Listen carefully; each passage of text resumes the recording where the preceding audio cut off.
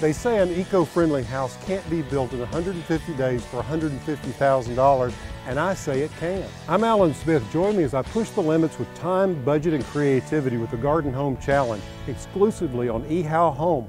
Paige, how are we doing on the insulation bids? Well, finally we're to the point where we can get some insulation and talk about insulation. Oh, we need it. So we wanted to do a couple proposals, yeah, and we wanted to talk about soy insulation. Right. Because this is Arkansas and we produce a lot of soybeans. Yeah, they make the insulation from the oil. So we have a local contractor that does soy insulation. We got a bid from him. It's a relatively new product in the market. It's been in the market for about 5-6 years perhaps. So for a lot of people it's a new product, but I'm pretty sure eventually it's going to become the #1 insulation because not so much because it's a good insulation, but it gives strength to the structure itself. We had bids anywhere from $6,000 all the way up to $12,500. And we had about 5 to try to do this house, is what we were trying to do it for. Yeah, I know. So what we've done is we've run the numbers.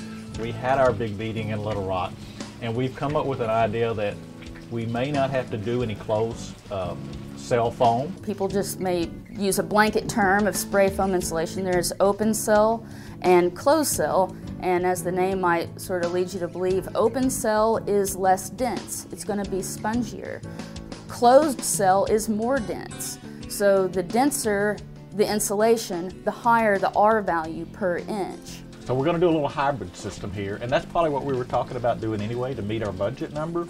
So we can do the walls in cellulose. So the cellulose is less expensive. It's less expensive, but it gives us the same insulation properties and everyting. All right. And then on the slopes and the roof, we will use soy insulation, and it'll be open cell, and we'll fill it completely full, the whole 5.5 inches. At 5.5 inches of open cell foam, we get an air barrier. And the air barrier is like the house wrap around the home, but we don't have house wrap on the roof.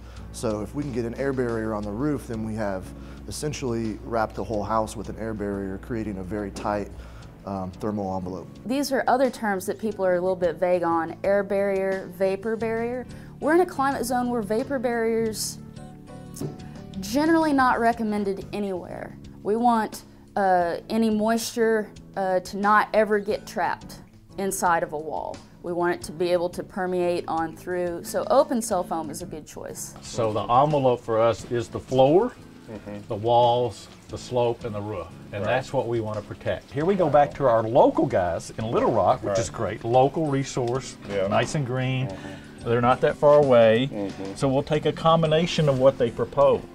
And when we do talk to Andrea here in a minute, she might can go over that, how we came up with, we can get the same R numbers, even if we flash foamed and used cellulose or complete cellulose, or if we used open cell or closed cell. Just combining them. There was, what it came down to is the numbers were all the same.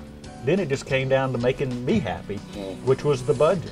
You guys did a hybrid here where we've got cellulose and the foam, the soybean foam, but we still get the same R value.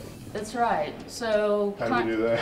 Well, all insulations have different R values based off the density, what they're made of.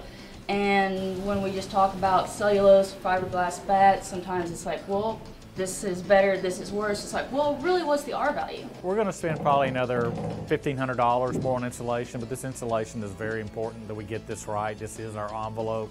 We have to get this part right. It's very important to our numbers with Energy Star. The Energy Star 2.5 is where we're at right now. It's transitioned to 3.0, which is a more stringent energy rating.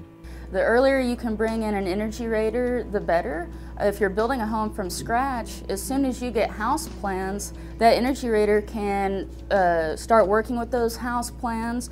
Generally, all we have determined at that point is the size and shape, and a lot of the specifics regarding windows, window efficiencies, insulation levels, HVAC equipment types, and things like that haven't been decided yet. And we can really strategize and help them design the best overall systems throughout the house, hopefully for the least money possible. The further into the process you get, we start losing options because things are already determined. Looks like Alan's going to go with y'all's proposal, And you know, he liked the number, and he likes what we're going to do and how we're going to do it when we're using these two systems combined.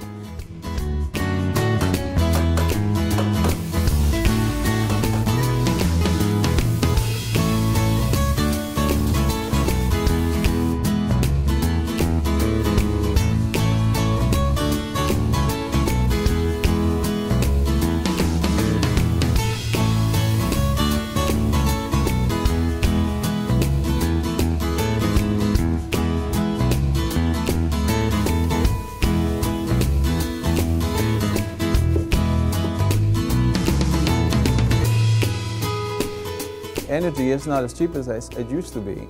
So the better insulators your place, it's more efficient for you. And not so much that we save on our package, but eventually when you look at the big picture around the planet, we use less energy. And that's a big thing. That's a big step, and everybody should be concerned about that.